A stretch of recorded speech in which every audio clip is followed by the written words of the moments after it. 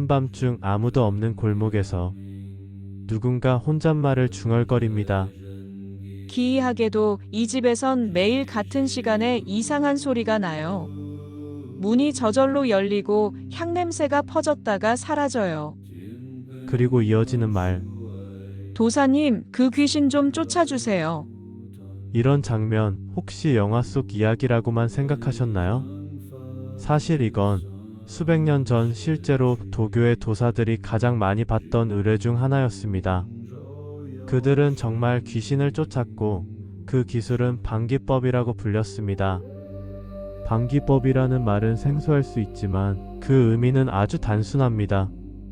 귀신을 막는 법이죠. 귀신을 제어하는 방식입니다.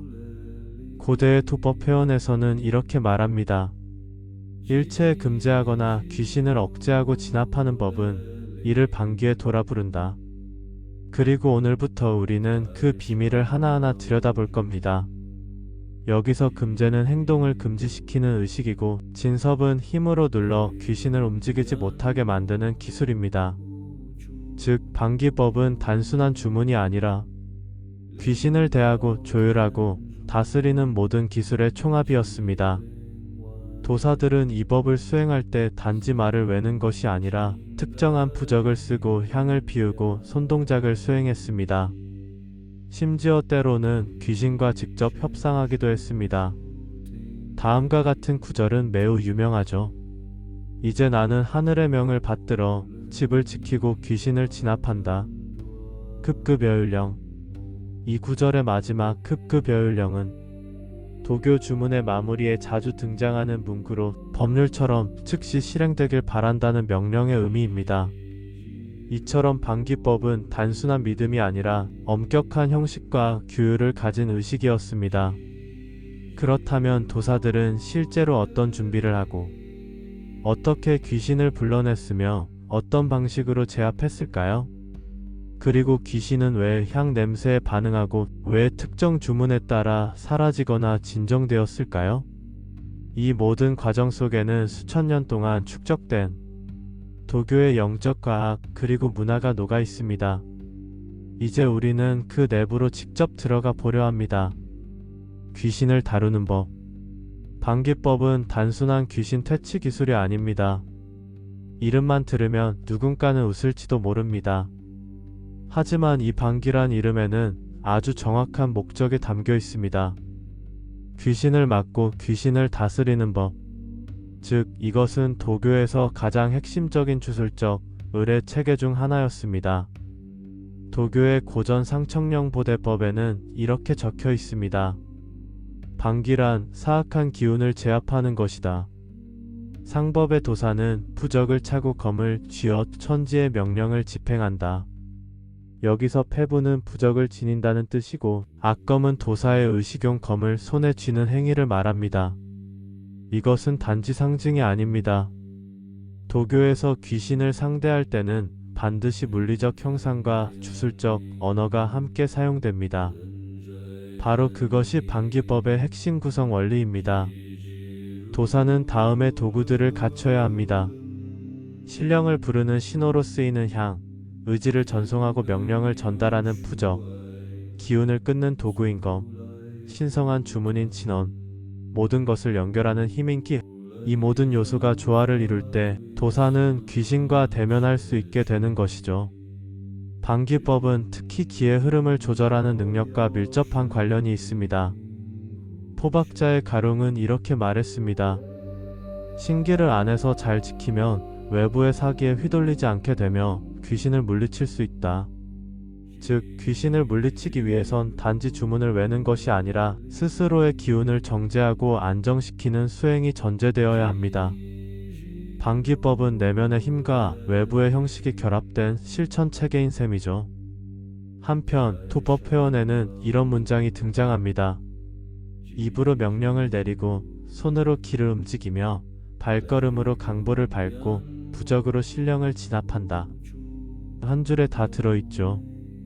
입은 주문을, 손은 키를, 발로는 포법을, 종이는 부적을. 이 모두가 하나로 연결될 때 도사는 방기법을 완성합니다. 이처럼 방기법은 단순한 주문이 아닌 우주와 소통하는 의식 구조였습니다. 그런데 말입니다. 도사들은 이 복잡한 절차를 거치기 전에 반드시 하나의 의식을 먼저 수행했습니다. 그것은 바로 제단을 세우는 일이었습니다. 그들은 왜 반드시 제단을 먼저 세웠을까요? 그리고 그 제단 위에는 어떤 부적과 향이 놓였을까요? 모든 주술은 시작과 끝이 있습니다.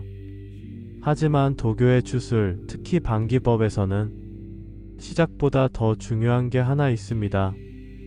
바로 공간의 정화입니다. 도사는 귀신을 제압하기 전에 반드시 하나의 공간을 만든다고 전해집니다. 그 공간을 단, 즉 제단이라 부릅니다. 태상정일 법문에서는 이렇게 말합니다. 제단을 세우고 자리를 정해 신을 모신 후에 일을 행하면 귀신과 신령이 거슬리지 않는다. 이 말은 단순한 예법이 아니라 귀신을 다룰 때 반드시 따라야 할 첫 단계라는 뜻입니다. 도사들이 제단을 세운다는 건 물리적인 공간을 나누는 일이 아닙니다. 이승과 저승, 현실과 영적 세계를 가르는 문을 여는 것입니다. 그래서 제단에는 다음의 세 가지가 꼭 놓입니다. 신령을 부르는 통로를 만드는 향로, 부적을 이용해 공간을 보호하는 방패로 삼고 제물로 신과 귀신을 달래죠. 그리고 그 제단 앞에서 도사는 반드시 한 문장을 읊조립니다. 정성으로 제단을 마련하오니 신령이시여 와서 앉으시고 귀신들이여 가까이 하지 마라. 이 주문과 함께 도사는 다음 동작을 수행합니다. 양손으로 인을 맺습니다. 오른손으로 검을 들고 제단을 향해 3번 그어 결계를 칩니다. 그 후 포법을 사용해 천지와 연결된 선을 따라 이동합니다. 상청참사부법에서는 이렇게 말합니다. 북두칠성을 따라 걷고 시간에 따라 방향을 정하니 결계 안에는 사기가 들어오지 못한다. 이처럼 도사는 제단을 세움으로써 눈에 보이지 않는 세계의 문을 열고 통제 가능한 공간을 만드는 것입니다. 즉 방기법이란 쫓아내는 법이기도 하지만 그보다 먼저 다루기 위한 환경을 만드는 법이기도 한 것이죠. 그렇다면 도사는 이 제단에서 실제로 어떤 행동을 먼저 시작했을까요? 신을 부르기 위한 주문은 무엇이었을까요? 그리고 귀신을 부르되 결박하려는 주문은 도대체 어떤 방식이었을까요? 제단이 세워지고 향이 피워지고 이제 도사는 그 공간에 누군가를 초대합니다. 그것은 바로 신령이거나 귀신이거나 그리고 도사의 입에서 마침내 첫 주문이 흘러나옵니다. 태상설현령고에 나오는 대표적인 소환 주문입니다. 태상현령이시여 만신을 통솔하시고 위엄과 덕이 높으시니 삼계를 호령하소서. 이 주문은 방기법에서 신령을 부르기 위한 호출 주문입니다. 하지만 도사는 곧바로 신을 부르지 않습니다. 먼저 귀신을 불러야만 그 힘을 제압하거나 통제할 수 있기 때문입니다. 도교의 수행자들은 말합니다. 귀신을 다스리려면 먼저 불러야 한다. 그리고 귀신을 부른다는 것은 그 존재를 이 세상으로 초청하는 행위입니다. 도법 회원에는 이렇게 쓰여 있습니다. 귀신을 부르는 법은 반드시 부적을 펼치고 향을 피우며 소리로 기운을 통하게 하고 기운으로 신령을 감응시킨다. 이때 도사는 손에 부적을 들고 향로 앞에서 주문을 외웁니다. 나는 지금 천명을 받아 아무 귀신을 부르노니 즉시 법처럼 실행하라. 그리고 이 순간 도사는 부적을 입에 대고 숨을 불어넣습니다. 영보참사법에서는 이를 부기임령, 즉 부적의 기운을 신령에 불어넣는 행위라고 부릅니다. 드디어 부적을 손에서 놓는 순간이 옵니다. 이는 단순히 던지는 행위가 아닙니다. 방기법에서 부적은 명령서이며 동시에 계약서입니다. 귀신은 그 부적에 새겨진 뜻에 따라 움직여야 합니다. 복종하거나 소멸하거나 그 선택은 귀신이 아닌 부적의 내용과 도사의 기운에 따라 결정됩니다. 이제 귀신은 등장했고 도사의 명령을 들을 준비가 되어 있습니다. 도사는 이제 말하지 않고 말하는 법, 즉 진언을 읊습니다. 영보제의에서는 진언을 이렇게 정의합니다. 진언을 읊는 것은 소리로 기운을 모으고 기운으로 신을 움직여 그로 하여금 일을 하게 합니다. 진언은 단어가 아니라 힘을 실은 파동입니다. 그 파동은 귀신을 움직이기도 물러나게 하기도 합니다. 방기법에서 가장 자주 쓰이는 진언은 다음과 같습니다. 하늘과 땅에는 극이 없고 태상은 명을 내리며 올해의 정법이 시행되니 법처럼 즉시 따르라.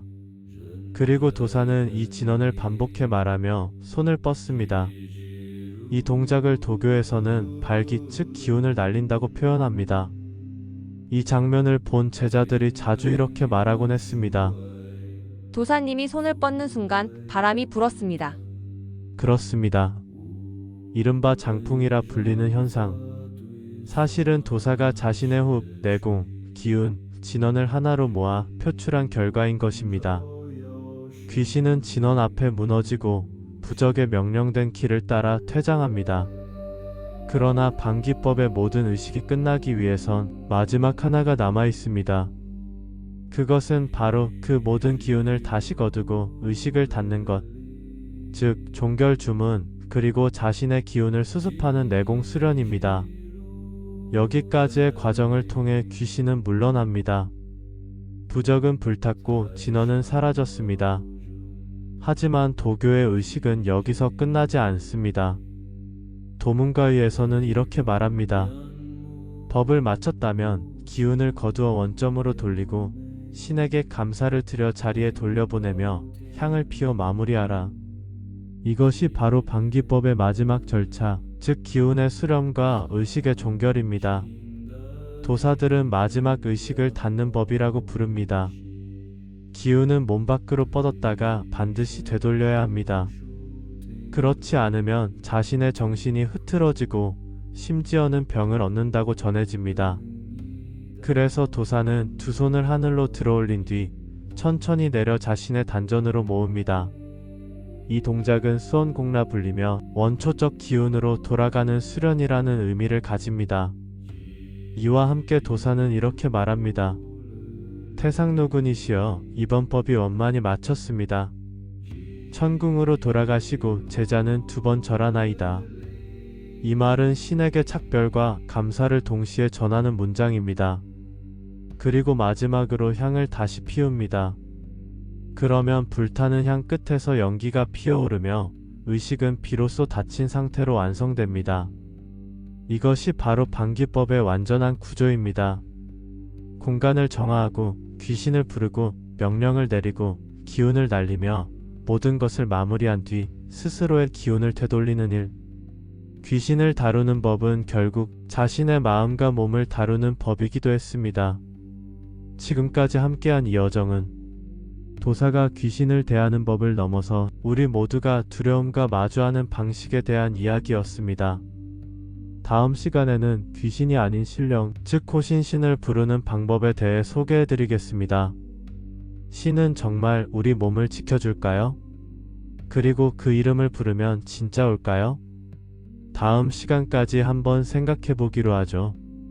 지금까지 동방의 금기, 도교의 방기법이었습니다. 구독과 좋아요는 우리가 신선이 되기 위한 첫 걸음입니다. 감사합니다.